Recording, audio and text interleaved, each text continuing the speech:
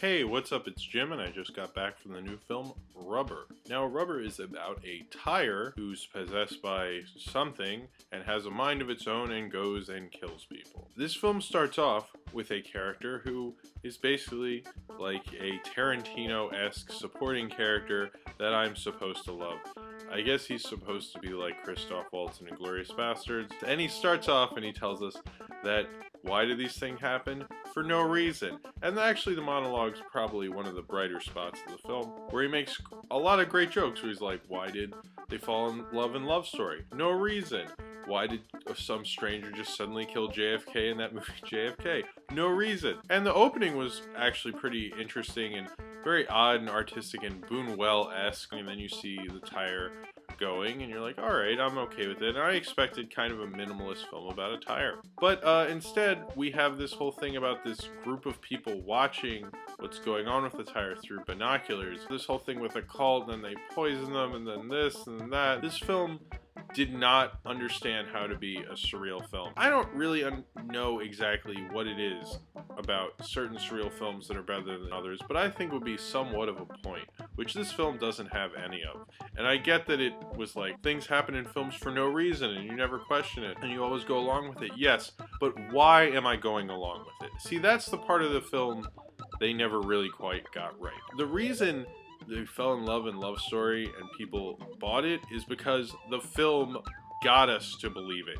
You have to get me to believe in the film. And this film just decides, hey, this stuff just happens for no reason. It's like, yeah, well, that's a really nice way to just give an explanation for everything that happens in the movie. You can just say, like, no reason.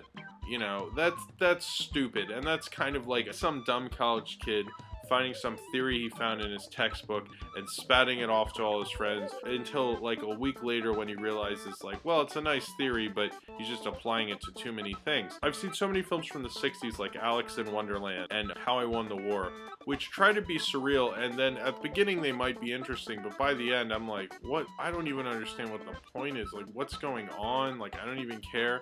And maybe the point of this film is to just be confusing and stupid. Towards the end, there were some scenes that would just go on, and just, it didn't really seem to have any sense of itself. I'm a big fan of the cult movies, but sometimes you need to scale back your weirdness. Discreet Charm of the Bourgeoisie is a great movie. Not everyone can do that. Not everyone can be surreal and interesting.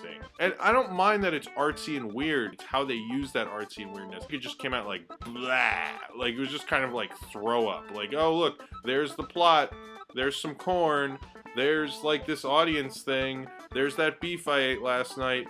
There's this weird Tarantino supporting character thing.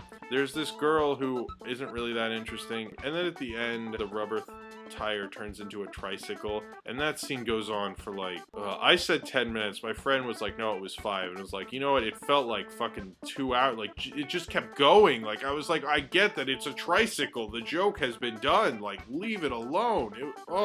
It tries too many different things, but it then ends up not really saying anything. It's just, this is an empty film. I mean, do I need to say any more? Alright, so if you've seen Rubber and you would like to talk about it, comment below, down there. And subscribe if you would like to.